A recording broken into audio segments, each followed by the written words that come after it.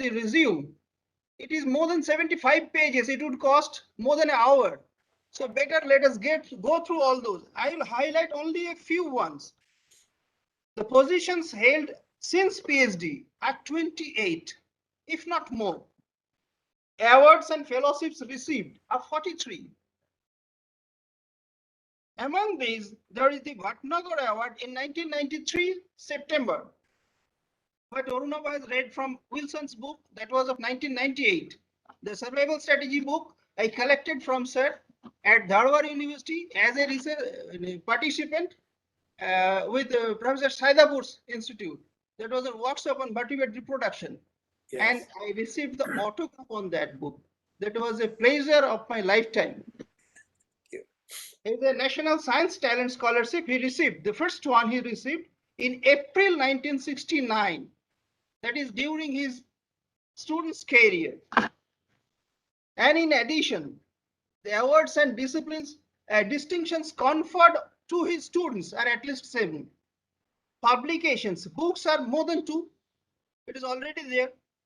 Articles are 346, which include journal articles, general articles, book reviews, commentaries. The 2020, the last year's review is on the Why Trust Science by Naomi Oreskes, Princeton University Press. It was published in Current Science to the 2020, and there are some more reviews also. There are media coverages, at least 56. There are invited lectures, at least 78, and other lectures, at least 600, more than 600, which include the popular science lectures to the schools.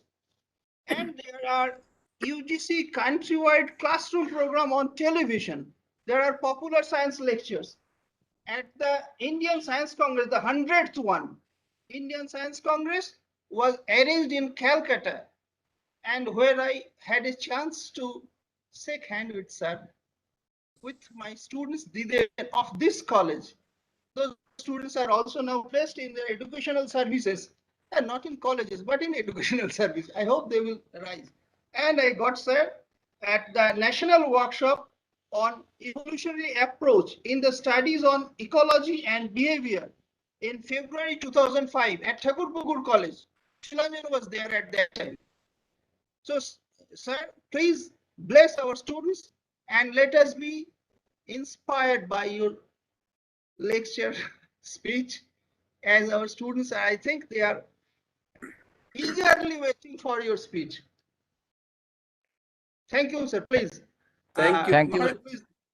Thank you, Didi sir, for your nice presentation. So Didi sir already told us that the time is now come for what we are waiting. So I'm requesting our respected Raghavendra Gadagkar sir for his talk. Sir. Thank you very much. Is my audio clear? Yes, sir. Yes, sir. Okay. Honorable Principal, Honorable Vice Principal, faculty members, and my dear students, it is a great pleasure for me to be with you this evening. I am glad that this talk has been arranged at this time so that more people are free and they can attend. It's my great pleasure and honor to be able to speak to you. As you know, I love to speak to students. That is one of the great pleasures in my life. To write for general audience and to speak to students are the two greatest pleasures I have in my life. In fact, in the last 1 year, I have started writing a fortnightly column about science for the general audience. It is called More Fun Than Fun, and it is published every 2 weeks, every alternate Wednesday in the Wire Science, and I will mention that later on. Here I try to take science to everybody. One of my goals is to make science democratic, science inclusive, science for all, and that is why I have called this lecture Science for All, how to do cutting-edge research at trifling cost. I want science to be available to everybody, not just to consume, but also to produce. So that's what I have titled this talk, and I will begin by discussing a little bit about what is science. Science is not just a body of facts discovered by others. Unfortunately, this is how we teach science in school. There's a lot of things discovered by others, and you students have to mug it up. This is how we teach science, but that is not science. Science is an activity. It's not a body of facts. An activity that all of us can and should undertake and enjoy. Undertake as well as enjoy. It is not a chore. It is not something we have to do to get marks or to get a degree. It is something that we must enjoy. And we must something do, not just study, not just read. Science should be a curiosity-driven, playful exploration of the natural world. Unfortunately, modern science has become an expensive, almost industrial activity, heavily dependent on sophisticated laboratories and expensive equipment. This, I think, is very unfortunate. And this has many unfortunate consequences.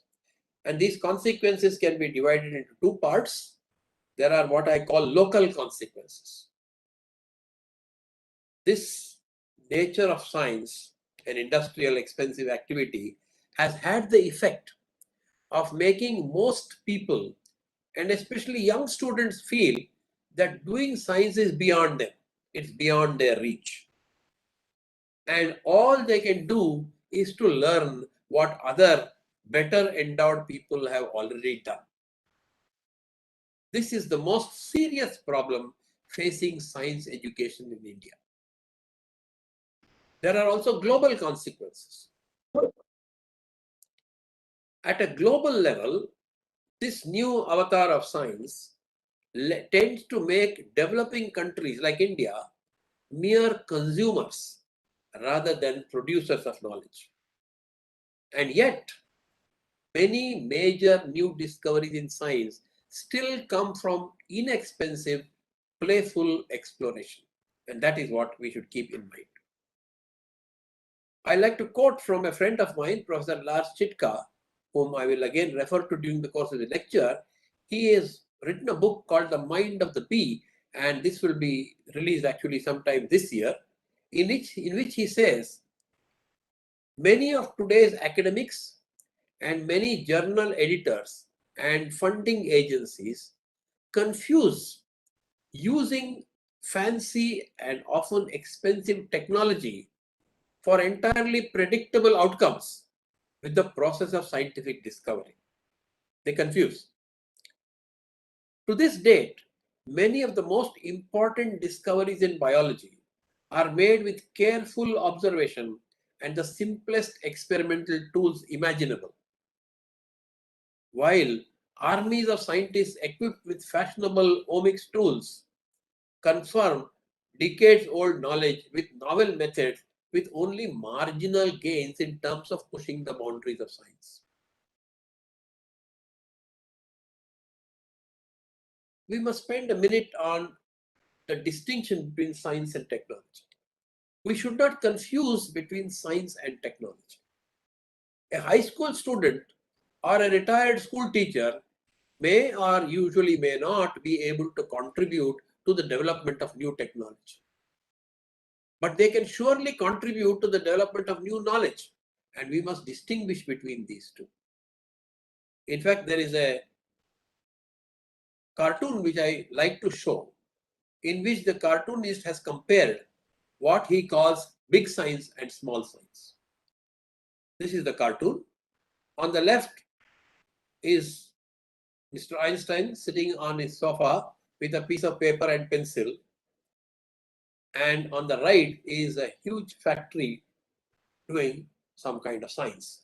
And the cartoonist labels the left side as big science and the right side as little science. Whereas the popular perception is that big, expensive factory like science is big science, and what you do on paper and pencil is small science. But it's actually the opposite. And that's what this cartoon shows.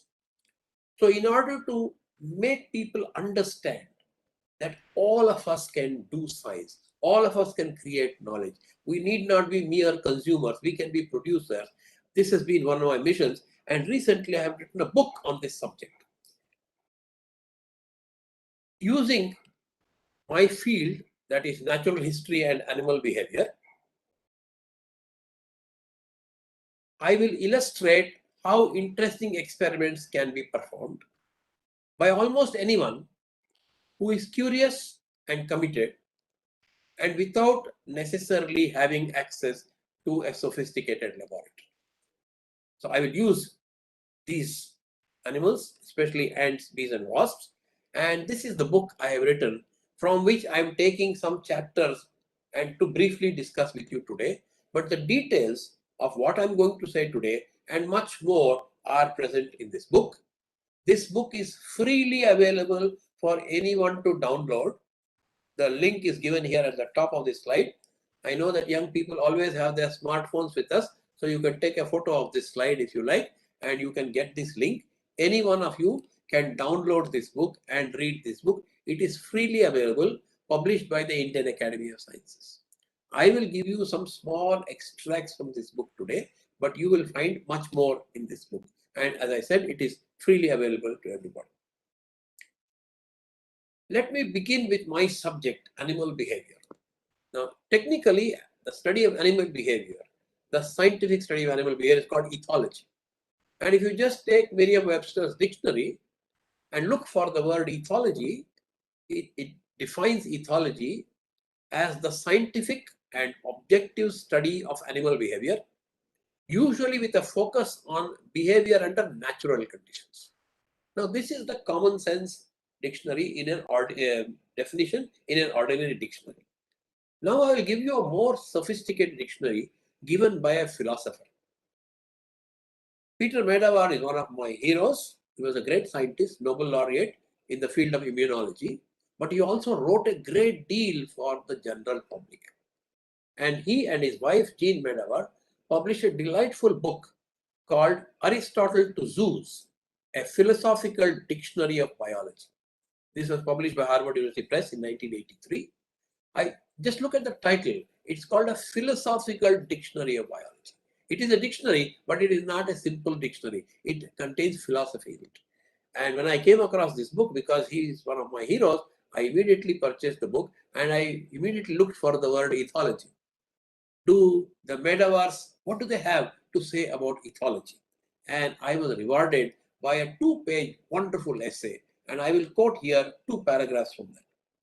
The first paragraph says, the word ethology is not merely an alternate designation for the science of behavior. It is not just another name. It is a term that stands for a genuine revolution in biological thought. Ethology is rooted in observation of animal behavior, an activity that only simpletons think simple. Also notice the language in which they speak. They go on and say observation is a difficult and sophisticated process, calling upon all the intellectual virtues, attention, patience, heightened awareness, caution in coming to conclusions, courage in framing expectations. They do not say expensive, they do not say laboratory, but they describe what you need in order to be able to do animal behavior.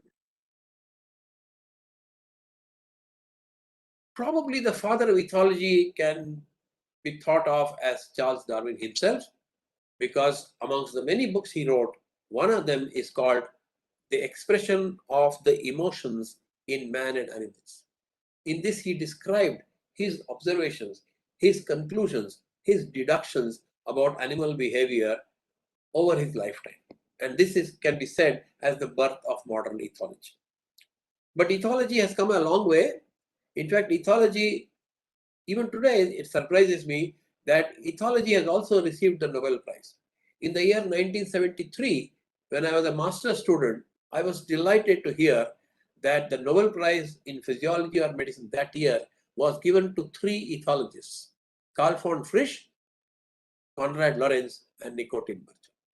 Carl von Frisch studied honeybees. He discovered the honeybee dance language.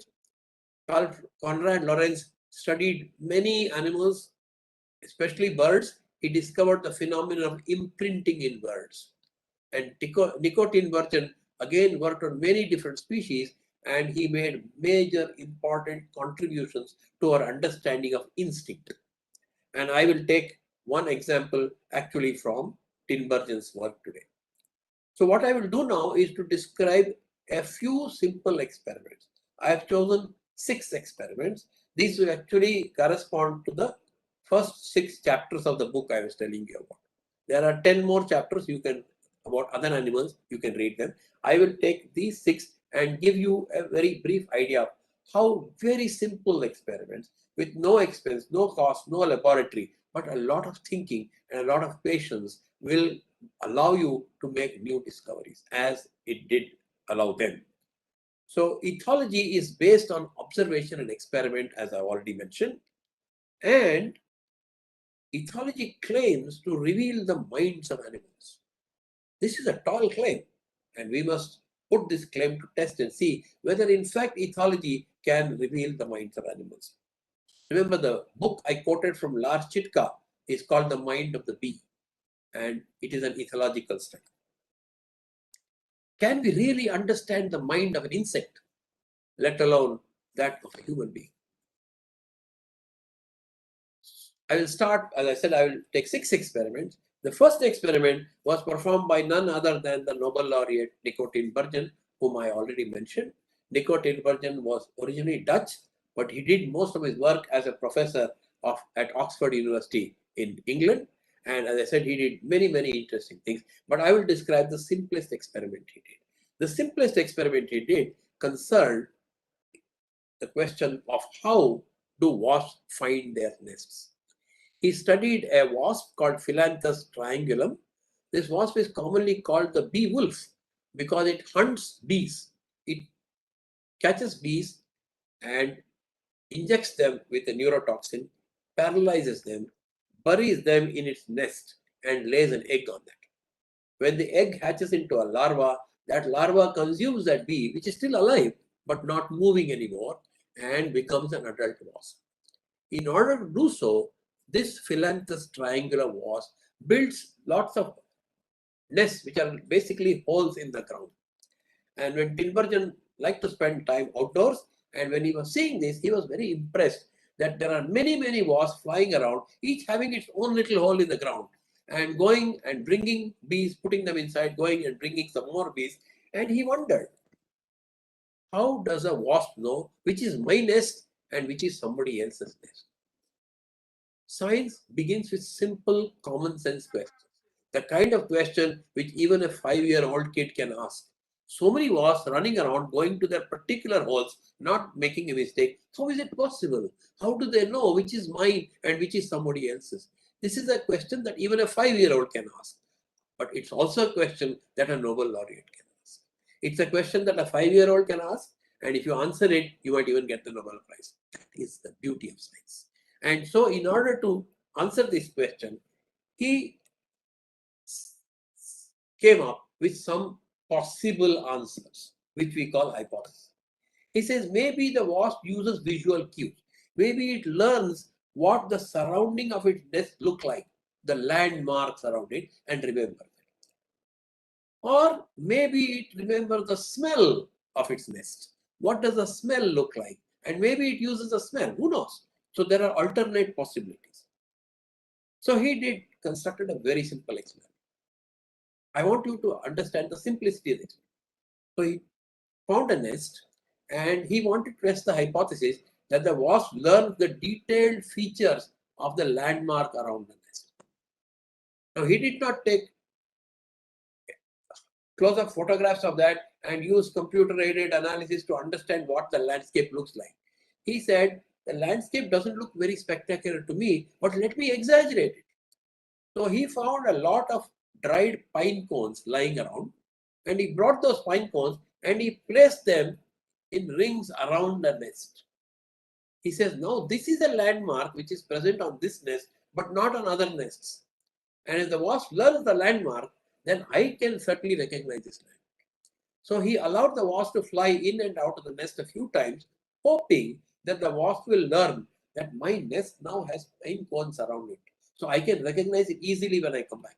His hope. This was his hope. Then what he did, when the wasp was away, he cheated. And cheating animals is a very powerful way of understanding how their minds work. He cheated the wasp by taking away the pine cones from its nest. Now the nest has no more pine cones. Not only that, worse, he made an artificial nest nearby and put all the pine cones near the artificial nest. Double cheating. One is you take away the pine cones from the original nest. Second is you put them around an artificial nest. And he waited for the wasp to come back and see what it will do. And his prediction was, if the wasp had learned the landmarks, and if that is how it recognizes the nest, the wasp should be fooled. It should not go to its real nest, but it should go to the wrong nest, because now that has got pine cones. Whereas if it is not using visual cues, if it is using smell or something else, then it should go to its own nest, even though there are no pine cones. So he waited for the wasp and to see the choice it will make, real nest or sham nest. And he did this many, many times and got very clear, beautiful results. Every time the wasp went to the sham nest, that is the wrong nest, never went to its own nest, suggesting that it is really using the pine cones. He was not satisfied with this. How is it possible that the wasp likes the new nest? Not because of pine, but for another reason. He has to prove that because of the pine cones. So now he cleverly reversed, and next time the wasp was away, he again moved the pine cones and put it on the real nest, and the sham nest had no pine cones. Now if the wasp really likes the pine cones, now it should change its choice and now choose the original nest and not go to the false nest. But if it liked the false nest, the sham nest, for some other reason, then it should continue to go to the sham nest. Every single time, now the wasp went to the real nest. That is, it went wherever there were pine cones, whether it is real nest or sham nest. Clearly, the pine cones were very important. But he did not end there. He said, maybe pine cones are important, but it is not the sight of the pine cone that the wasp is using, but it is the smell of the pine cones. So it really smell, not vision. And to test this possibility, again, he did the simplest possible experiment. He took the same pine cones and he soaked them in alcohol overnight and dried them the next day. Most of the smell would be gone. And he repeated the experiment with alcohol dried pine cones, no longer smelling, and he got the same results. In addition, so he said it must be the vision, not the smell. In addition, what he did was, he said, okay, it is not smell here, but can they use smell? So he took two pieces of cardboard and he put scent on them and put them near the nest. Now he had the real nest only with the smelling cardboards and the sham nest with non-smelling cardboards and pine cones. And he asked what will happen. And he in fact found that the wasp always use the sham nest where the pine cones are, not where the smelling cardboard is. So actually he showed that they do not use vision. And in the control, once again, he moved the pine cones to this nest and the smell to the sham nest, they use the real nest. Using similar simple experiments, he also showed that cones soaked in alcohol work just as well. Wasps with amputated antennae, even if you remove the antennae, they will still use the visual landmark. So they really don't need the smell. The wasp could not be trained to scent alone. The visual landmarks were recognized from up to 100 to 200 meters away. So he was able to learn a great deal by this very simple experiment. Let us move on to a second example, this time with honeybees and this time with Carl von Frisch, who, as I said, was the other Nobel laureate who got who shared the Nobel Prize in 1973. And as I said, he was the one who discovered the bee dance language. But even before he discovered the bee dance language, he asked again a very simple curiosity-based question that a little child can ask. Just to give you a little introduction, as you know, honeybees live in these very large colonies. In each colony, there is a queen, there is a drone bee, and there is a worker bee. And we are really interested in the behavior of the drone bees, the worker bees. The worker bees work at home first half of their lives. Second half of their lives, they go outside and collect nectar and pollen, return to the hive. And Carl von Frisch asked, these bees visit flowers, but why are flowers brightly colored? So a simple question. You look, most flowers are bright, beautifully brightly colored. But why? Why should the flowers be brightly colored? One possibility is they are brightly colored, in fact, to attract bees. But if this hypothesis is correct, then the bees must have color vision. If the bees have no color vision, they are color blind, then what is the point in flowers being brightly colored? Then the bright colors of flower must have some other function, not to attract bees. So he said, if it is true that the flowers are brightly colored to attract bees, which I think is very likely, then bees must have color vision. But there was an interesting problem. The eminent ophthalmologist, a man called C. von Hess, who has written an authoritative book on vision science, and he had been knighted for his work. So he was a very famous person. He had concluded on the basis of very sloppy experiments under very unnatural conditions that all invertebrates and even fish were colorblind. Von Frisch was not impressed by the greatness of this man or his conclusions or his sloppy experiments or his unnatural conditions, and he decided, I will do my own experiments and I will ask whether in fact this is true. And what he did was he trained bees to come to where he was. This is very easy to do because worker bees are always hungry. They're always interested in sugar solution. Why are they always hungry? Because they just do not take it for themselves, but they take the sugar solution and deposit in the hive and come back for more. And the hive can hold a lot of nectar or honey. And therefore, bees are always motivated to drink sugar solution. So you can always make them come and perform for you. So here is Carl von Frisch sitting in his garden. You can see there's a little wooden stool, and on that he has a bottle in which he has sugar solution, and he's watching the bees come. That is all the sophistication that he needed. Now what he did was that now this experiment is so famous, in which he actually showed that bees are color vision, that it has been repeated many, many times by many, many people. Can you hear me? Can you continue to hear me? Yes, sir. Yes, yes, sir. Yes, sir. Okay. Okay. Yes, sir. Okay. So it has been many times, and in fact, it can be repeated by children. A great experiment is not one that only a scientist can do and others have to admire. A great experiment is one even children can do. To prove that children can do this experiment, I make high school children regularly do this experiment in my lab. There is a school, a Kendriya Vidyalaya school attached to the Indian Institute of Science, and students from there have to do some projects. So they come to me and I make them repeat the great Nobel laureate Carl von Frisch's experiments in my lab. And the students have designed a little cardboard box, and in the cardboard box has two entrances, two holes. Inside the cardboard box there is some sugar solution. So the bees want to go inside and get the sugar solution.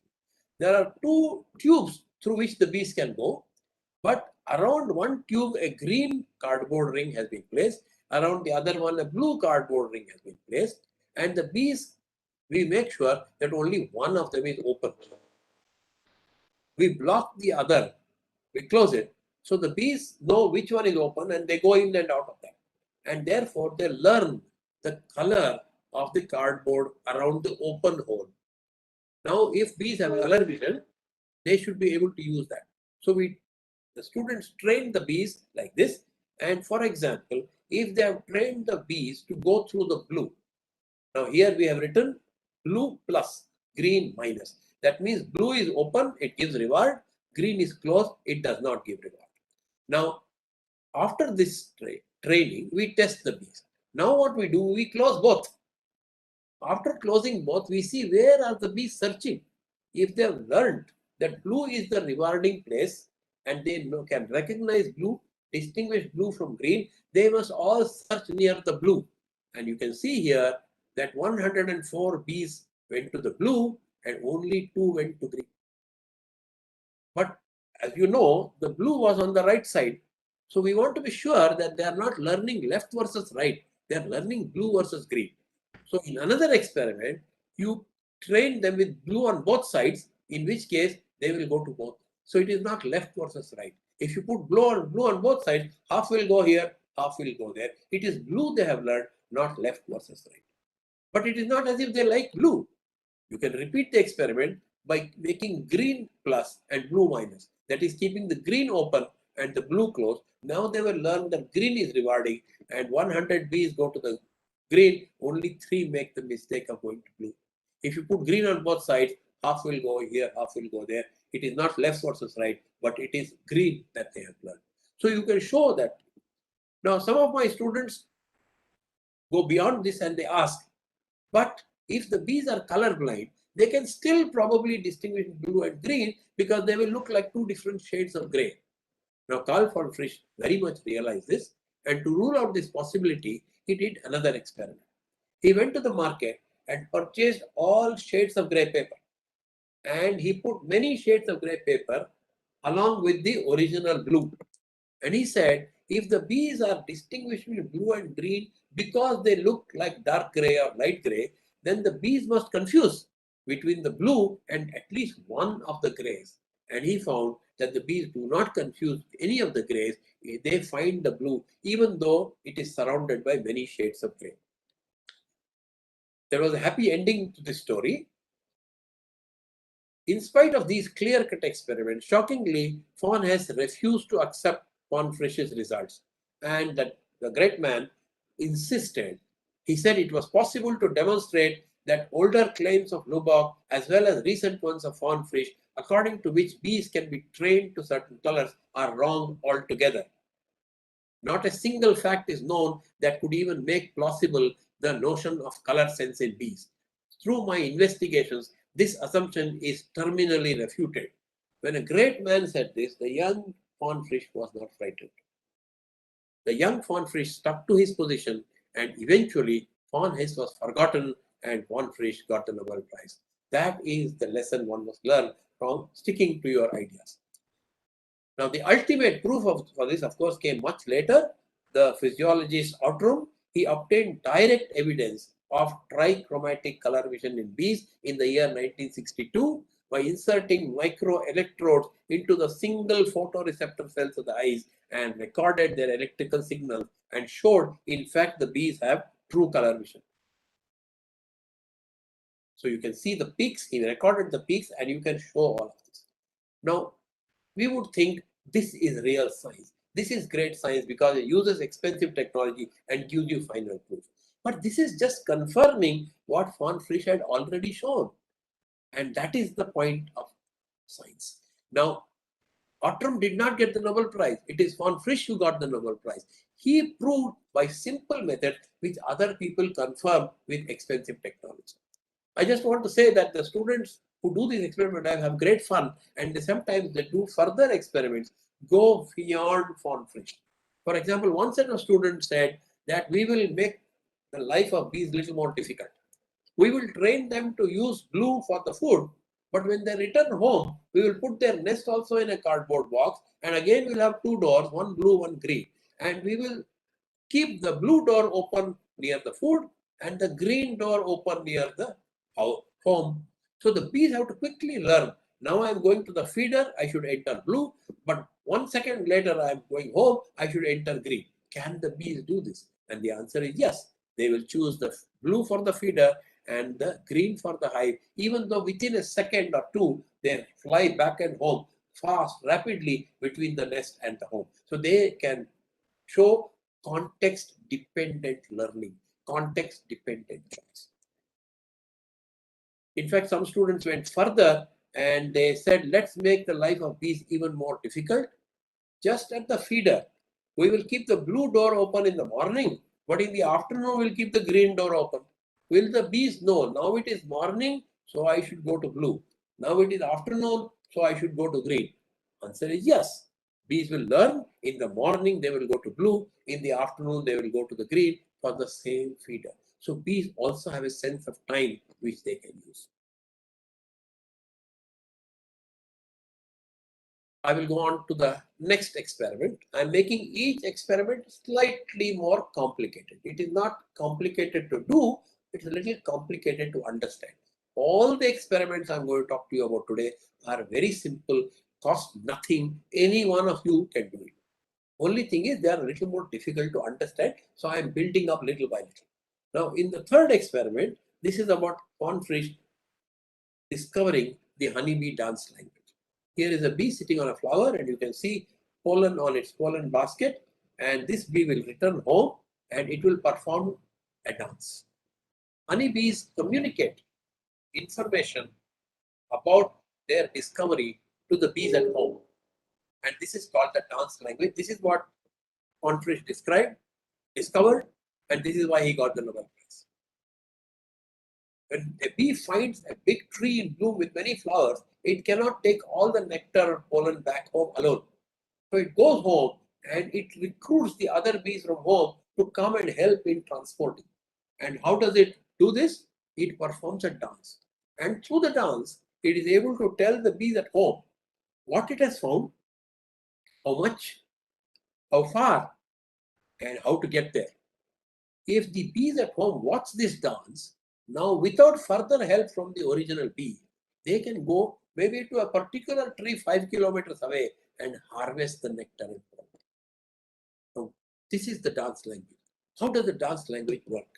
There are two kinds of dances that the bees may perform. These bees which go out, find food, we call them scout bees. They come back and perform either a round dance in which the bee just runs in circles, or a more complicated waggle dance. The round dance is performed when the food is nearby. And the only information in the round dance is there is food nearby, go and look for it. That all is the information. The food is nearby, so the bees who follow this dance, who watch this dance, will realize that there is food nearby. They will go out and search systematically, and they will quickly find it because it is within about 50 or 100 meters radius. But if the food is 5 kilometers away, it's not useful to say there is food, go and find it. Of course there is food, but where is it? Now the bees perform a so-called waggle dance. In the waggle dance, the bees will have both a so-called waggle run in which they'll vibrate their abdomen wings, return to the starting point, again vibrate their wings, return to the starting point. This is called the waggle dance. And Fonfrisch discovered how this waggle dance is done. And I won't go into the details of that, because what the bees do, as many of you would know, is they're able to measure the angle between the azimuth of the sun, their hive, and the food source, remember this angle, and dance with respect to this angle. Now, Fonfrisch wanted to prove that bees can use the dance language and go to the appropriate place. In order to do that, he conducted a very interesting experiment, which has become very famous. It is called a fan-shaped experiment. And I want you to understand this experimental design. So Fonfrisch reared some bees in his shed, again, nothing fancy, some bees in his shed, which he trained to come here to this place, 250 meters away from the shed, in the direction southwest at 50 degrees, and he trained them to take sugar solution from here. So the bees learned this, they danced, lots of bees would come straight to this place 250 meters away, exactly in this direction, and they would take. Now what he did was he wanted to see what the bees which have learned watch the dance, what will they do? They of course will come here, but he wanted to know whether they really know the direction. So he removed the food from here and he set up not one feeding station, but an array of feeding stations in the shape of a fan. The feeding stations now were not 250 meters away from the shed, but 200 meters away from the shed, even before the original one. And he wanted to know whether the bees will look for food in this feeding station. And he did not have one, but he had a series of them. This is the correct one. This is a bit wrong. This is even more wrong. These are even more wrong. And this way he was able to see how good is the knowledge of the bees. And what he found was that, in fact, the bees go to the correct one most of the time, but occasionally they make mistakes, use these two, even fewer use these two, and very much fewer use the really wrong ones. He was able to prove, therefore, that the bees have actually learned that 50 degrees is the correct, because most of the bees go there and only a few. So the mistakes on the left and the right are roughly equal, and they are much smaller than the main one. But the interesting thing was these feeding stations were not at 250 meters, but only at 200 meters. The reason why he did this was, he said, at 250 meters, where the original feeding station was there, where the bees had come, maybe the original bees had left some smell, and maybe it is a smell that they are using. Whereas even at 200 meters, there is no smell. But if the bee knows this is the direction, then it will be, if it is on the right track, it will search in the correct place. And through this fan-shaped experiment, he proved almost conclusively that honeybees have a dance language and they use this information to communicate to the other bees. Many more experiments have been done later. I won't tell all of them, but some of them are mentioned in the book to read. I just wanted to mention the design of this experiment. This experiment doesn't cost anything, but it's a clever experiment. There are two particularly clever things about this design. One is that the test stations are at 200 meters, not 250 meters, and the other is there is a fan-shaped array of nests, all of them at 200 meters, but with slightly varying angles. And the proof of the correctness of the theory is that you find this normal distribution. 91 bees go to the middle one, 35, 29 to the two opposite sides, 15, 16 to the two opposite sides, and 6 and 4 to the opposite. You can see it falls off. So this is a very powerful design which conclusively proved that bees can do this. Let me take you to the fourth experiment. As I said, each experiment I'll make it a little bit more complicated to understand, but not complicated to perform. In experiment 4, this is more recently done, and the question being asked here is, the bees know how far the food is, and through their dance, they tell the bees at home how far to go. Question is, how do the bees know how far? The original bee, which has gone and found the food, it should have measured the distance in order to be able to communicate that distance to bees at home. So how does it measure? How does a bee know how far it has flown? And one theory for this was that bees measure the distance they have flown through, okay, now you can see here, there's proof that the bees can measure the distance. The bees communicate the distance to the food through what von Frisch called the tempo of the dance. That is how rapidly they dance. If the food is nearby, they dance very rapidly. If the food is very far away, they dance very slowly. That is what von Frisch called the tempo of the dance. And you can see here that the tempo of the dance falls rapidly with the distance of the feeding station. The tempo is very high if the food is nearby, is very low if the food is far. But how do the bees know how far the food is? Now, one theory for this is the bees measure the distance by how much energy they have consumed in reaching that place. And apparently, this theory is not correct. There is no evidence for this. And therefore, in the 1960s, a new theory was proposed. At first, it appears as if this new theory is very unlikely, but I will show you both the logic of the new theory and the experimental proof for the new theory. Now, the new theory is as follows. It was proposed by two people, Harold Esch and John Burns, in the Journal of Experimental Biology in 1966. And here is some quotes from the paper. Honeybees are widely believed to assess feeder distances by the energy spent on foraging flights. This was the old theory. However, a critical review of this so-called energy hypothesis reveals many inconsistencies in the experiments from which it was derived. In fact, new evidence shows that the energy hypothesis cannot be correct. So, Esch and Burns proposed a new hypothesis. The new hypothesis proposed seems very unlikely. The old hypothesis seems very likely. They know how much energy they have spent. They're very tired by sleep there, so it must be very far away. They're not very tired. They've not spent much energy. It's very close. It looks very reasonable, but it is wrong. Experiments show that it is wrong. The new theory, which is suggests very complicated, but I'll show you, as I said, both by logic and by experiment, that it is correct. The new theory we propose, they said, we propose instead an optic flow hypothesis. What is this hypothesis? Bees use the speed of retinal image motion perceived from the ground to estimate the distance flow. That is, they measure how much the image has moved backwards on their eyes. And if more image has moved backwards, then they have flown a greater distance. If less image has flown, it's shorter distance. Now, this seems very unlikely. But first, let me show you logically that this is a very reasonable hypothesis because we humans can do the same thing. And I will show you this by quoting from my favorite Sherlock Holmes story. I hope some of you read Sherlock Holmes stories. In one famous story called The Silver Blaze, here is a conversation between Sherlock Holmes and James Watson.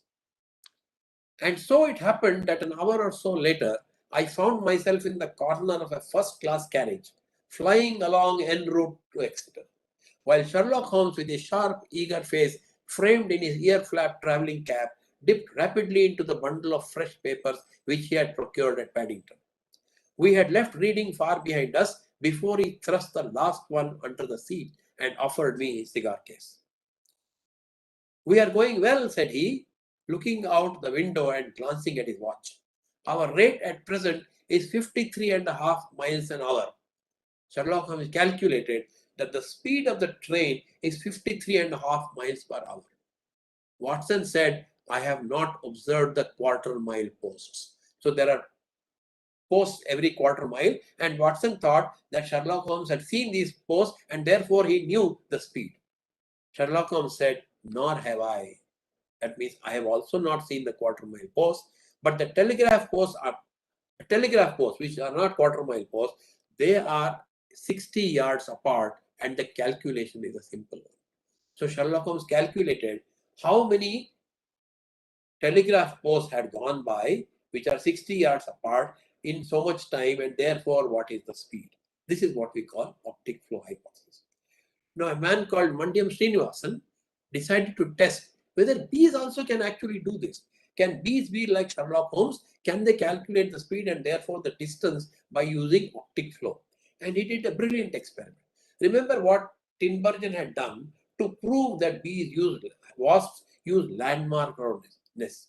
He had exaggerated the landmark by putting lots of pine cones. Srinivasan did something very similar. He decided to fool the bees.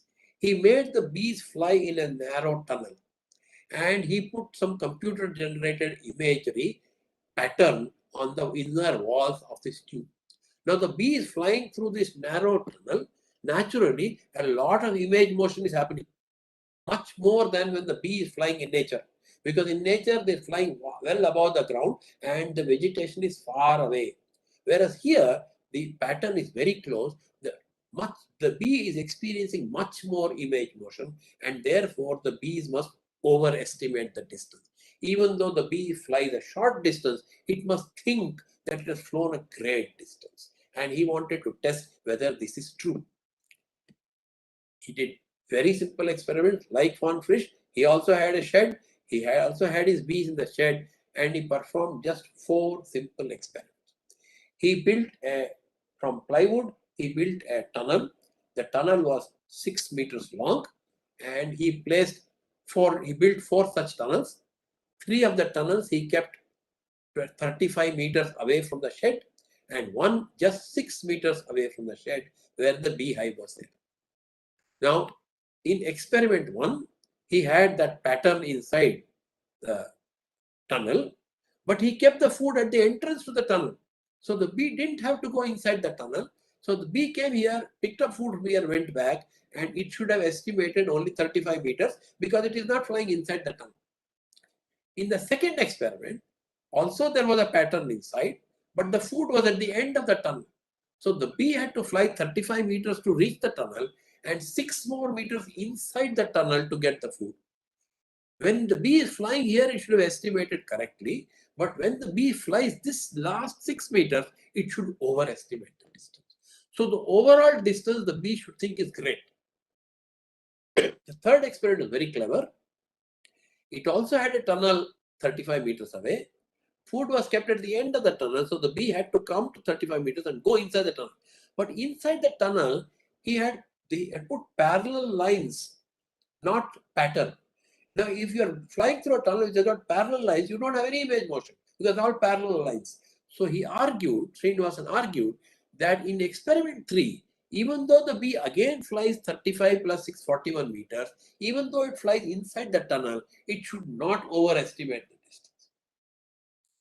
Finally, in the fourth experiment, even though the tunnel was only 6 meters away from the nest and food was at the end of the tunnel and there was a pattern, the bee had to fly 6 meters outdoors plus 6 meters in the tunnel, only 12 meters, but still it should overestimate. It should think it has flown a great distance because this inside the tunnel 6 meters, it must overestimate because of excess image.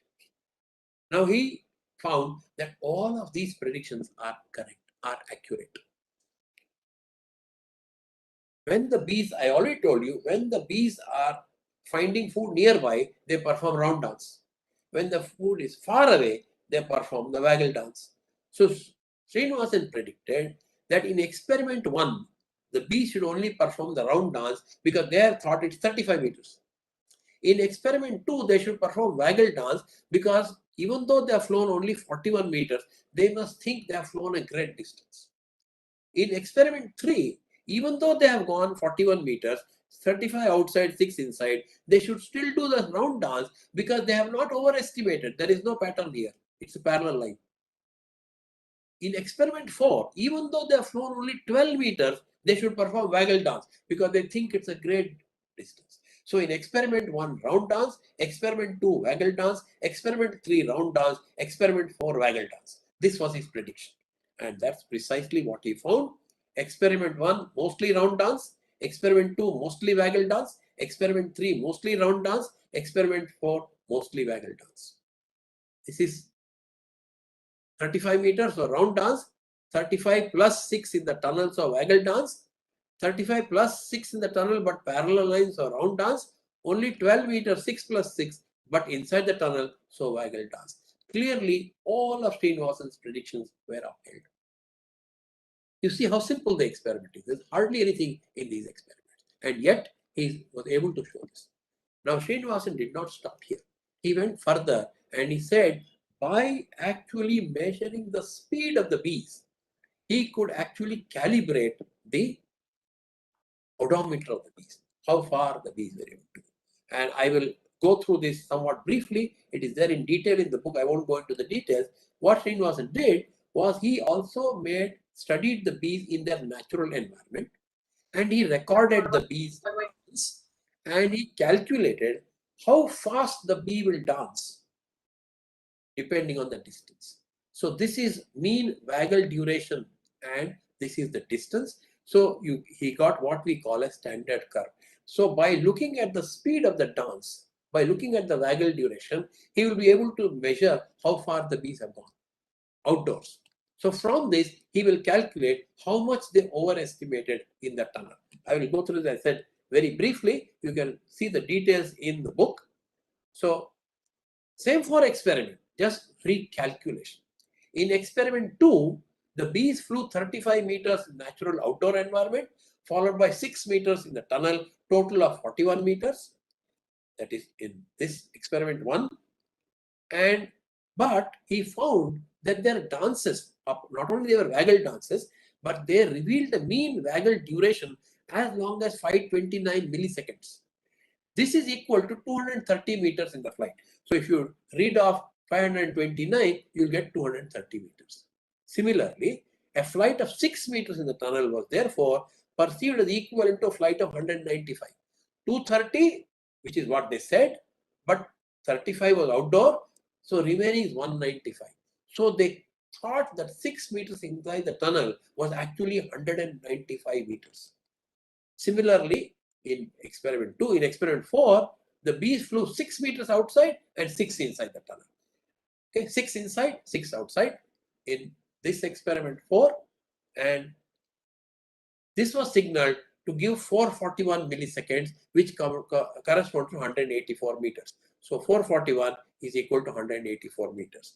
Therefore, the 6 meters in the tunnel was perceived as 178. 184 minus 6 outside, the 6 meters inside, they thought they had flown 178 meters, and averaging these two, he calculated that 6 meters of flight inside a tunnel where there was a pattern was perceived to be 186 meters. Where is 6 meters? Where is 186 meters? And he got this figure. From this, he did a very simple trigonometric calculation. He said that the tunnel was 11 centimeters in diameter, and the bee is expected to fly in the middle of the tunnel. So he said the distance to each wall is 5.5 centimeters, 11, half of 11. Therefore, 1 centimeter of forward motion of the bee. If the bee moves 1 centimeter forward in the tunnel, the image motion on the wall backwards is at an angle of 10.3, as you can do with a simple trigonometric calculation. If it moves 1 centimeters forward, it will experience a backward image motion of 10.3 meters. So this is the angle that you can calculate by simple trigonometry calculation. And so he said the distance to each wall is so much, therefore 6 meters of forward motion should be that into 10.3 into 6 into 186, so 6,180 meters of image motion. So through the 6 meters of tunnel, the bees must experience 6,180 meters of image motion. A 6-meter flight in the tunnel corresponds to 186 meters of outdoor flight, and 186-meter outdoor flight is encoded in a waggle duration of 446 milliseconds, and therefore 1 millisecond of waggle dance encodes 6,180 divided by 446, that is 13.9 degrees of image motion in the eye. And this is how he actually calibrated the odometer of the bee. You have odometers in your car and your scooters that tells you how far it has gone. Here the bee has an odometer based on image motion, and it's able to calculate this. It turns out that this calculation, this knowledge of this actually has led to many practical applications. People are using this kind of odometer, this kind of estimating distance based on image motion actually in programming flying robots. So this experiment has become extremely important. These calculations I went through rapidly, but it's all there in the book. If you are not sure, also I suspect that this lecture is being recorded, so you can replay this slowly and you can convince yourselves of this calculation. I will now move on to experiment number 5. Experiment number 5 concerns ants, and it asks another very simple question. This experiment is performed on the so-called Argentinian ant. Now, the scientific now is Linopetima humil, and a Belgian chemist asked a very simple question. How do ants choose the shortest path? If there are two paths from the nest to the food, and one is long, one is short, it is common observation that the ants choose the shortest path. How do they know? How are they so intelligent that they are able to measure and know that short is better? And Jean-Louis Deneuber, who is the chemist who did the experiment, said maybe ants are not at all using the conventional kind of intelligence that we are using, but they are it's simply a problem in chemistry. And he did simple experiments where he constructed glass tubes. Here is the nest and here is the food, and you can see that there is one short path and there is one long path, and the ants will choose a short path. So he set up such an experiment in the lab, and he observed that in the beginning the ants randomly chose both paths, the long and the short. But within 30 minutes, they quickly realized, and most of the ants go only on the short path, not on the long path. How do they do this? He came up with a very simple idea. He said, two ants leave their nest at the same time, and different ants take different paths to the food source and mark their trail with pheromones. We know that when ants walk, they leave a chemical trail. They produce pheromones which they leave aside. So they mark these. But he said, the ants that took the shorter path, just by chance, they will return first.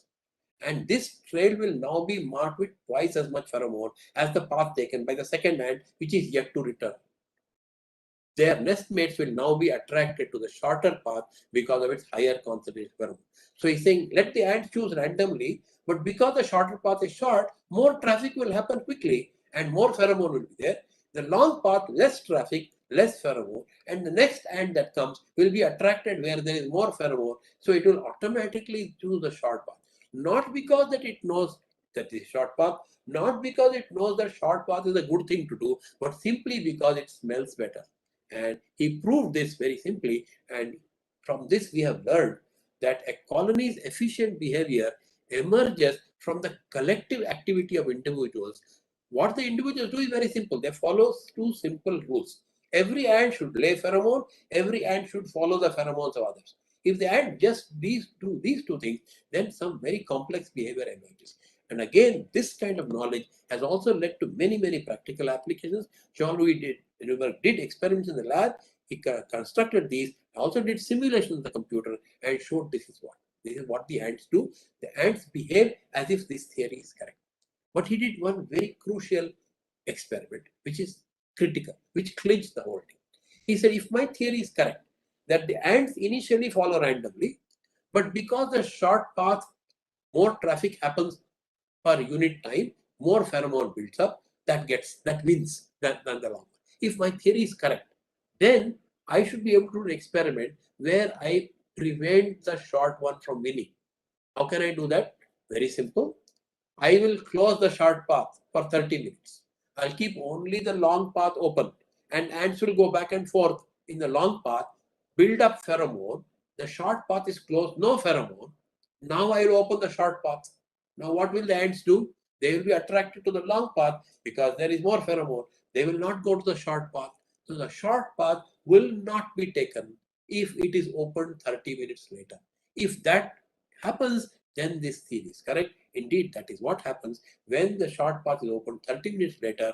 They are not able to choose the short path. In fact, most of the ants choose the long path, or they choose various paths. This short path does not win as in the previous experiment.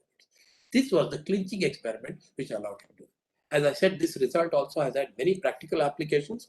A computer scientist called Marco Dorigo has taken this procedure or this wisdom from the ants and created a knowledge base in computer science. In fact, he has developed a field called ant colony optimization based on the method that the ants do. Marco Dorigo and his colleagues have adapted ant-based routing to handle internet traffic. Simulation results indicate that their technique outperforms all existing routing methods, including the protocol currently used in the internet. Ant-based models are now being used by Southwest Airlines for the efficient handling of cargo. And his colleague Eric Bonobo, who is actually an ant scientist, but he is hired by France Telecom. He works for the telecom industry, and he has written that the ultimate application of ant-based routing methods might be on the internet, where traffic is painfully unpredictable. The most powerful insight from swarm intelligence. So this kind of intelligence is called swarm intelligence, because no single ant is intelligent enough to measure both paths and know that it is good for me to take the short path. That intelligence they don't have. But their intelligence is lay trail pheromone, follow the trails of others. This kind of thing results in a pattern because many ants do the same thing simultaneously. And this kind of intelligence, which is sometimes called distributed intelligence, is called swarm intelligence. The most powerful insight from swarm intelligence is that complex collective behavior can emerge from individuals following simple rules. What are the simple rules here? Lay trail pheromone, follow the trails of others. What is the complex collective behavior? Very adaptive. Use a short path, waste time, save energy. This is the complex behavior which emerges automatically by the ants following simple local rules. Possible application of swarm intelligence may be limited only by the imagination. That brings me to my last experiment. Can I take about 5 minutes more? Yes, sir. Okay, this is my last experiment. I don't want to miss on this because this experiment was done by my student in my lab, and this was with my wasps. We have talked about ants, we have talked about bees, but we are not talking about wasps, and I work on wasps. So I want to close with a simple experiment that my student did on wasps. This wasp is called Rhopalidia marginata. This is called the Indian paper wasp, and it is very common, and we do all our experiments. Now, there is one very peculiar thing about ants, bees, and wasps. In the ants, bees, and wasps, the males are lazy. They do not do any work. It is the females which do all the work. In fact, there is a phrase, the lazy drone. The males don't do any work. And a student of mine, a PhD student, was very disturbed by this fact that the males are lazy.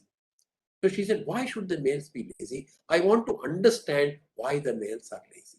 I said, fine. So she decided to do her whole PhD on trying to understand why the male wasps are lazy. Now, in our species, both males and females are born on such a nest, and the males live on the nest of birth only for about a week. Then they leave the nest and they lead a nomadic life, and they try to mate with wasps from other colonies. The females stay on the nest all their life and they work here. So one option, easy answer is, males don't work because they are there only for a week. After that, they're gone. How can they work? But then we said, in that week, why don't they work? When they are there, they have a chance. Why don't they work? Maybe they're too young. But then we said 1 week old females work. Why don't 1 week old males work? So there is some other secret. So my student and I, we came up with some hypotheses to explain the laziness of the male wasp. Even in the first week, when the females work, they don't work. What could be the reason? We proposed 3 hypotheses. So males of Rhopalidia marginata. So now to study work, we took the example of the adult wasp. The adult wasp have to feed food to the larva, have to actually mouth feed the larvae. We said this is a good example of work, and we will use this to understand why males don't feed the larvae. So males of Rhopalidia marginata almost never feed the larvae, or of course do any other form of useful work. Why don't the males feed the larvae even in the first week of their life? Because females feed the larvae even in the first week. So this is a picture of my student Ruchira Sen, who did these experiments, and I will describe briefly the 3 hypotheses and the results. So why are wasp males lazy? So the 3 hypotheses we proposed are: 1, the male wasps do not feed the larvae because they don't know how to feed the larvae. Inability to feed is one hypothesis. Second hypothesis is they don't feed the larvae because they don't have enough food. Now, in these wasps, the males do not hunt. It is the females who hunt, bring food, and give a little bit to the males. Maybe they give so little bit to the males that the males don't have enough food even for themselves. Nothing left over. So, how to feed larvae? That's the second hypothesis. Third hypothesis sounds very anthropomorphic, but notice it's interesting. Males don't feed the larvae because females are doing it anyway. Females are doing it very efficiently. Why should I bother? So you may think, this is anthropomorphism. You should not think like this. But it is this hypothesis that actually she proved. So sometimes useful to think like humans. So male wasps don't know how to feed, don't have enough food, and they don't bother because the females are doing it anyway. Now it was possible to distinguish between the hypotheses by a very simple experiment. So what Ruchira did was she learned how to hand feed the wasp. She would take the food in a forceps and sit in front of the wasp and offer it to the wasp. And initially they got scared, they ran away, but she was persistent, she was patient. Then she adapted herself, they adapted themselves to her, and they learned to take food from her forceps. By this method, she was able to feed the males. So she gave lots of food to the males. Even though the females may be stingy in not sharing much food to the males, Ruchira gave lots of food to the males.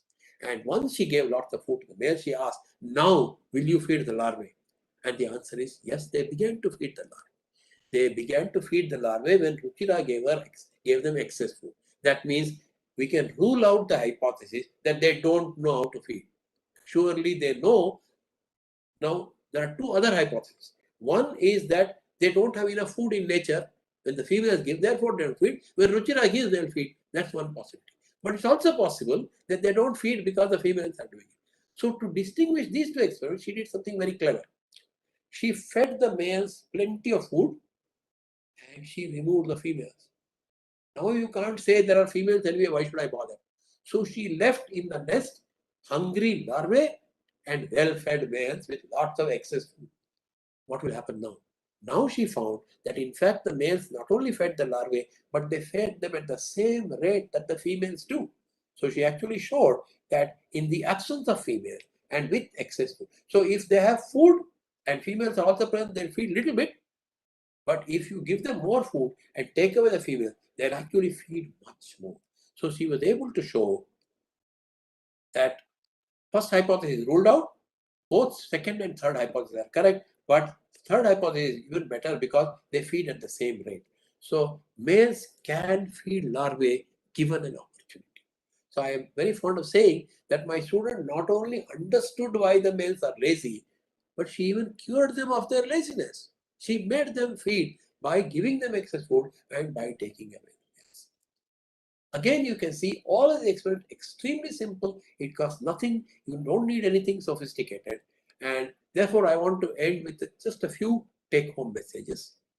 The process of science is as important as the product.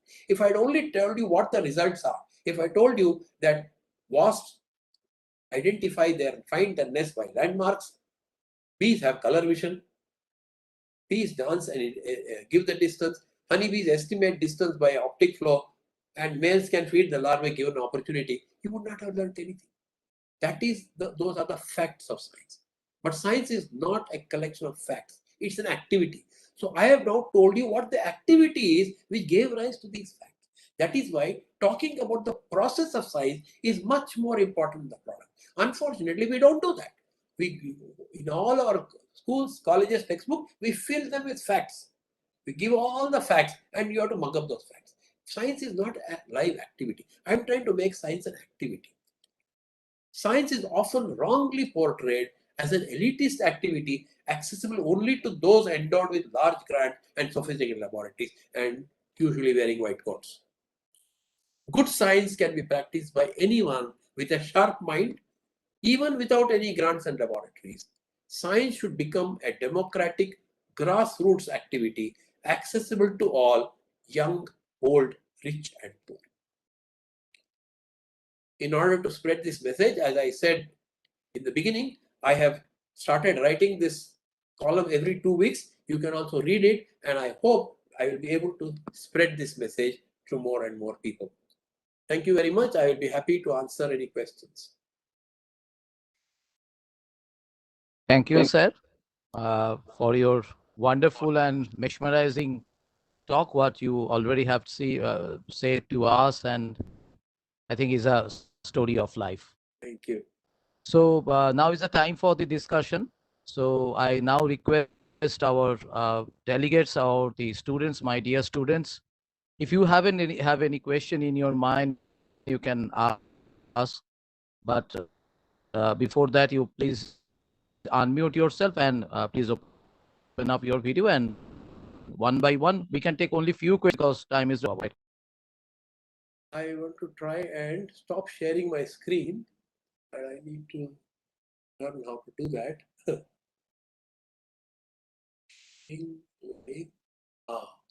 there should be a way.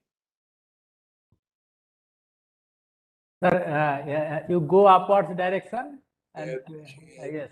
Share is not asked. Give me an option to not to share anymore. Sir, you may actually your cursor. Yes, stop sharing. There's a big sign. I didn't see the big sign. I was looking at the all small ones. Now I have stopped sharing, and now it is. I can see all of you whenever you switch on your video. So I'll be happy to answer any questions that may be there. So students and respected delegates, if you have any questions, so you can ask directly to sir. But before that, please unmute yourself and open up your video. Sir, I have a question. Yes, please. Yes. Sir, regarding optical flow hypothesis or optic flow hypothesis, what would happen if we flew the honeybee or wasp inside a dark tube or a simply lighted tube, which is similar in every corner, from every corner? I mean, continuous. So how do they? What was achieved by the experiment 2, experiment 3, in which there were parallel lines. So having parallel lines means zero optic flow. Yes. The same as making it dark or having uniform. Okay. To experience optic flow, there should be pattern, and that is why in experiment 2 and 4 he had a pattern inside the tunnel. In experiment 3 he had parallel lines, and with parallel lines there is zero optic flow. So the result would be exactly what you are saying. They would not overestimate. But they will, get tired after a certain time, isn't it? But it's only 6 meters, no? It's only 6 meters. In fact, the flight outside is 35 meters and 6 meters inside. Only for experiment 4, it is 6 plus 6. So it's a very short distance. Okay, sir. If we consider several angles, consider several angles, so how do they measure the angles? I mean, the bends in the pipe. If you consider a tunnel with several bends inside, so do they measure the bends also? They don't need to measure. They are only measuring optic flow, nothing else. So optic flow will happen whether there are bends or not, as long as there is a pattern. Even in nature, when they fly, they are not flying in a straight line. They are flying in very complicated ways, but optic flow is happening, and optic flow is even when the train bends and turns, you still get optic flow, and you can, like Sherlock Holmes, you can measure how far it has gone. Yes, sir. Okay, sir. Thank you, sir, for your explanation. Sir, I have a question. Yes. Yes. Tell your Sir. name and Shayon Das, Zoology Okay. Honors first year. Okay. Sir, what is the evolutionary significance of round dance and wackel dance? What do you mean by that? What do you mean by what is the evolutionary significance? Can you ask a question? Sir, which I can- is it any evolutionary significance? What does it mean? They have obviously they have evolved, but what do you mean by evolutionary? I don't understand your question. Obviously, they have evolved the dance through evolution. So I'm not sure what is your question.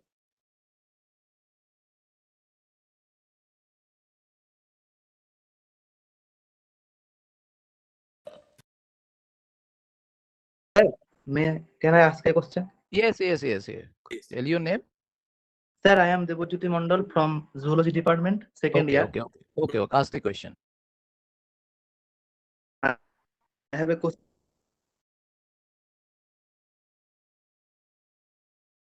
Sir, You are not audible. sir, you have said that it can include the bees. So,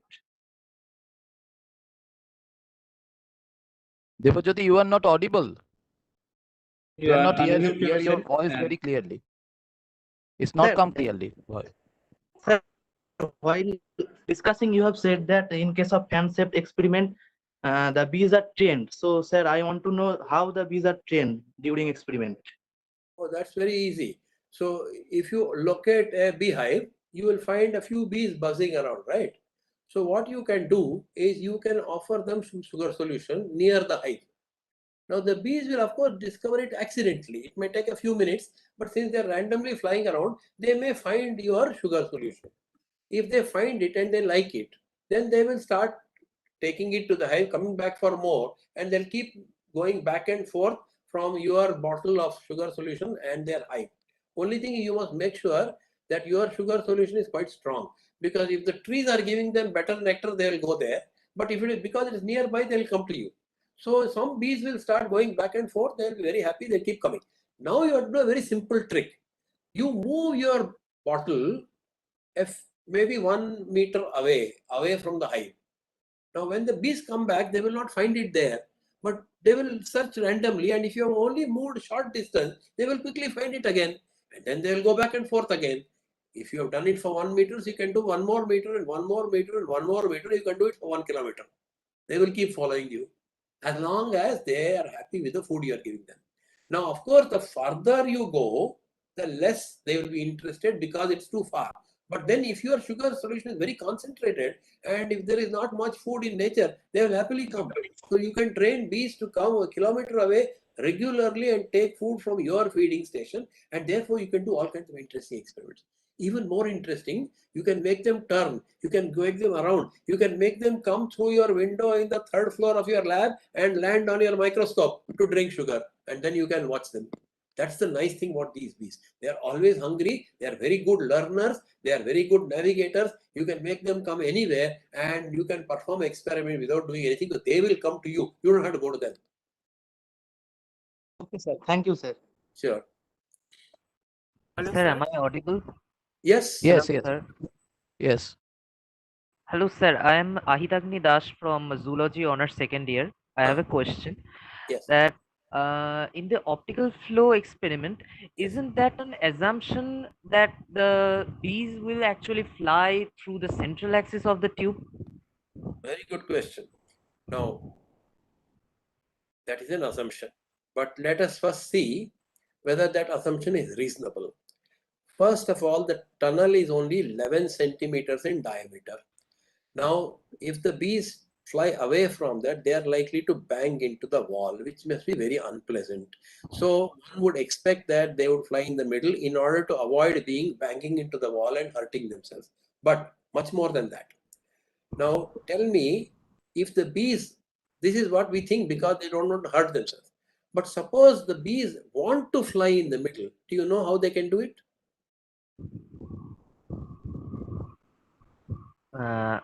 If they want to fly in the middle, not because they're hurting themselves, but because they like the middle. That is, can you think of a way in which they know that I'm in the middle? Or if I'm a little bit away from the middle, I know it is wrong, I'll come back to the middle. Can you imagine a simple way?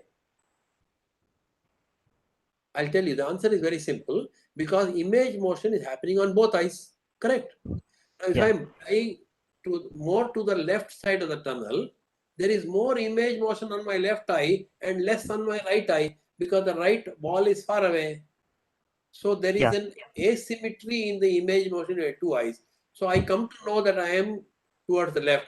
So I keep moving a little bit towards the right. If I go too much to the right, image motion will be more on my right eye and left on my right eye. So I move to the left. Finally, I come to a place where there is equal image motion on both my eyes. That means I'm exactly in the middle. If I want to be in the middle, I can be in the middle, because I know when I'm not in the middle. On top of that, the reason why you want to be in the middle is because you don't want to get hurt. Do you see the point? Yeah. Do you understand this? Yeah. Hello, sir. Yes. I'm Rajarshi Chattopadhyay of first year, semester 1. Okay. And I am, first and foremost, I would like to admit that it's a great opportunity for me to have a talk with you. Thank you. Secondly, I would like to advocate that I have two questions. Yes. Number one is, what is the significance of bee buzzing? And number two is, how do ants communicate? Okay. So bee buzzing means what? They're vibrating their wings. Now bees vibrate their wings for many reasons. One, of course, when they're flying, they need to vibrate their wings. But at home, as I told you in the waggle dance, they need to vibrate their wings. Also, when they vibrate their wings, they are producing air field vibrations. So that is like sound. So those air molecules they are shaking, no, those will be picked up by other bees. So in fact, buzzing is a way of communicating for the bees, because they will create that disturbance in the air. The air molecules start moving around, and that will be detected by other bees. They have sensitive organs through which they can detect. In fact, in their antennae, they have membranes which will shake, just like our inner ear. They have the equivalent of that in their antennae, and therefore, even in the dark cavity, even in complete darkness, buzzing can be a way in which they can communicate with each other. Now, ants communicate mostly by smell, mostly by chemical. Yes, they can use vision, they can use vibration, but their dominant mode of communication is through smell. Their antennae have receptors, and each ant has a smell. And if ant has taken a particular kind of food, it has another kind of smell. On the surface of the body, there are molecules. So the dominant mode of communication for ants is smell. Even when they travel, the bee ants don't come back and dance to tell the other ants where food is, but they would have laid a chemical path, and the other ant will know how to go there. So most of the communication ants is through chemicals, and these chemicals are called pheromones. A pheromone is a molecule produced by an animal, released outside the body, and it affects the behavior of another animal, another individual. This is like hormone. You know, hormone is a chemical produced in the body, produced at one part of the body, acts in another part of the body, but inside the body. In contrast, pheromone is produced inside the body, released outside, and affects another individual. Thank you. Hello, sir. Yes. Myself, Shomodi Banerjee from Microbiology Department, first year. Yeah. So my question is very generalized question. So how to design an experiment in order to get some good results? Because it's a great art to design the experiment. You have to start with a question. You have to observe something, and you must have a question for which you don't know the answer. Don't worry if others know the answer. Sometimes students are very worried. Oh, I'll be repeating somebody. That doesn't matter. You ask a question and for which you don't know the answer, and start thinking of how I might. So that is why I gave this example. So Tinbergen was walking around and he saw these wasps flying back and forth, so many wasps, so many holes, and he said, how do the wasps know? Why don't they enter the wrong hole? Simple curiosity-based question. See, most important thing is, scientists often think that, ordinary people use common sense. Scientists use some very special scientific sense. That's not how science works. Science starts with common sense. You ask a common sense question and start wondering, and then you propose alternative. So Tinbergen said, maybe vision, maybe smell. I will try to distinguish between these two. And you see how simple experiments are.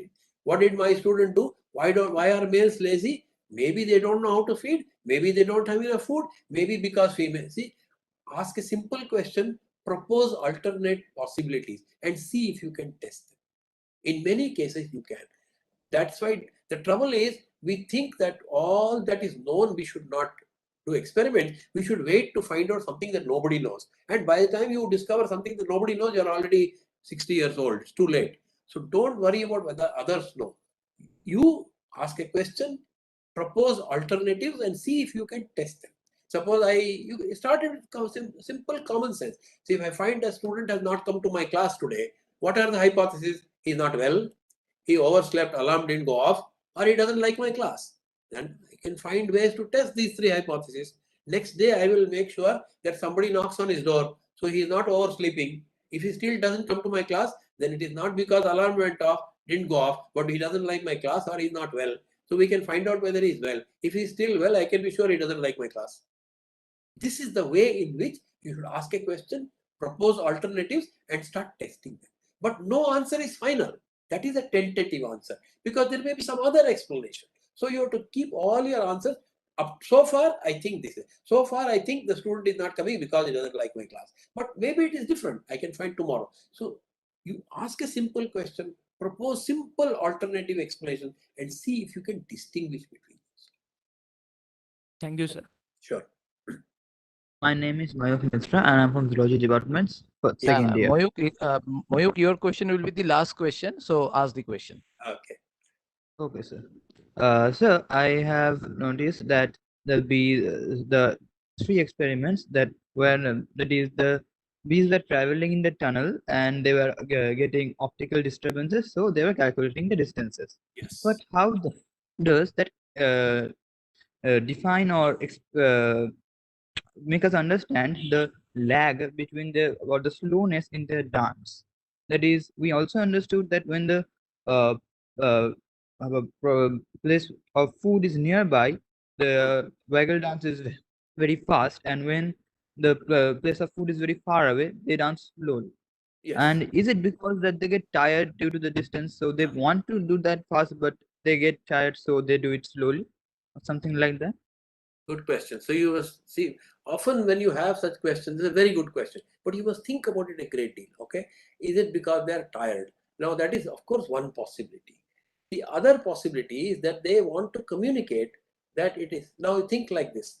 Suppose I dance very rapidly, then I attract a lot of attention. Okay, so bees will watch me. That if food is nearby, I want more bees to go. I want my dance to be very conspicuous. If food is far away, I don't want to send lots of bees there because food is far away. So you can suggest alternate hypothesis and you can start thinking of how to test them. See, the most important thing is you shouldn't say, I shouldn't think about this because I can't do this experiment. Thinking about an experiment has nothing to do with doing the experiment. Even on paper, if you can ask a question, propose alternate hypothesis and come up with alternate experiments which will allow you to distinguish between these two, 90% of the work is done. You don't have to do the experiment because doing the experiment is just mechanical labor. The brain work is involved in designing the experiment, asking a question, proposing a hypothesis, framing expectations and designing an experiment. This you should try to do. So this is a very good question. Think about this. How will you distinguish between different possibilities? So you must write down many different possibilities and start thinking about it. Many students say, I will think about it when I have a lab, when I have money, when I am a PhD student. No, you don't have to do the experiment. You can think about the experiment. And don't expect somebody just to give you the answer. In fact, when you ask a question, you should be very disappointed if you give you the final answer because you should have the opportunity to think about it and to test it. I rarely give straightforward answers to my students because then I'm doing them a disservice. That is okay if science is a collection of facts. What is the weight of the moon? I'll tell you how many kilograms. But that is not important. How to find the weight of the moon sitting on Earth is important. So science is not a set of facts, it's an activity. Sir. So before vote of thanks, I am now asking DD sir because DD sir saying something. Okay. Sir, you can say those questions. Those are actually written in the YouTube. So, Didi sir, please raise the questions. Candidates have failed to join in WebEx and they have joined in YouTube. So one question from Rohan, third year. Yes. It's of same 5. How much bees are accurate selecting between waggle dance and round dance by distance? It depends a little bit on the species, on the race of bees, but roughly 50 to 100 meters is round dance. More than that is waggle dance. But it varies a little bit. So it's that range. 50 to 100 meters is round dance. Hope Rohan has listened to it. Any other questions? Another is in there in chat by Shandip Acharya. Okay. Getting pheromones. Yes.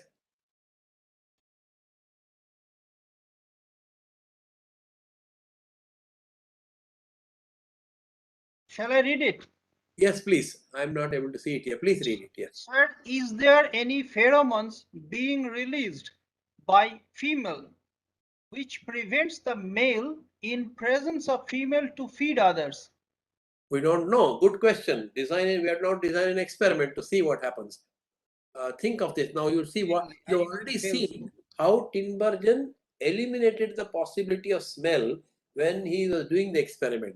Think in those lines and design an experiment to ask whether it is a smell released by the female bee that is preventing the female wasp that is preventing the male wasp from. It's a good hypothesis. We don't know the answer. You can design an experiment. Even if you don't do it, design an experiment and think about it. It's a very good question.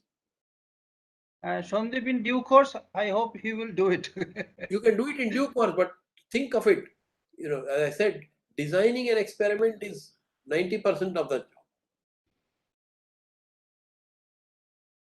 Since Thank you, sir, beginning, once I was again. waiting for the raw leader, and that came at the end. Yes. I was waiting for that. There was an article in Science Reporter much ago. Yes. Say, Yes. 8 years past. Yeah, see, we do all our work Thank you, on sir. media. Mostly I speak only about that. So today I decided to speak more generally because I want to impress students that you can do science. You are not just, science is not just for you to consume. It is for you to produce knowledge and you can do it. And there is so much in our society which keeps on preventing young people from doing science. We keep on telling them you have to learn, you are stupid, you don't know anything, you don't know the facts, you can't do it. No, it's not true. A child can do science. So that is the spirit we must inculcate in our people. Thank you, sir, once again for your kind motivation. Thank you. So now it is the time for the vote of thanks. So for that, I'm now requesting our Vice Principal and Coordinator of the DBTSTAR College Scheme, Swami Vedanandaji Maharaj, for the vote of thanks. Maharaj, please. Respected Dr. Base Teacher, Professor, Center for Ecological Sciences, Indian Institute of Science, Bangalore. So we are very fortunate to have you amidst us, sir, for this wonderful talk. And it was really an intriguing talk for all of us to how science can be done at a very day-to-day life, how science can be made a day-to-day part of life. So it was really an inspiration from you, sir. And most of us who have studied zoology, we have studied your books. So it was a very wonderful opportunity to interact with you and to hear from you directly. So it was really, really a special opportunity for us. And on behalf of Ramakrishna Mission Vivekananda Centenary College, on behalf of the Department of Zoology, on behalf of all the teachers, students, participants, I extend a heartfelt gratitude to you, sir, for being with us, spending so much time from your busy schedule and inspiring all of us, enlightening us. And of course, it was a very, as your topic was, that to make extraordinary things or from ordinary observations. So your presentation was also like that, from a very lucid explanation, but from a very deep background. So it was simple and yet profound. So really, we are very glad to hear from you, sir. And in future also, we would request, sir, that whenever opportunity rises, please please enlighten us in future. And if you happen to visit Kolkata, we are inviting you to visit our college. It will be much more invigorating for the students if face-to-face they can interact with you. Thank you very much, sir. Thank you all the teachers.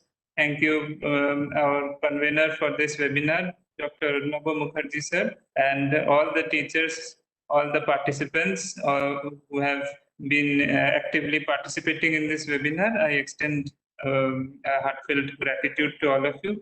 Thank you, Gadagkar ji, for your wonderful talk. Thank you very much, sir.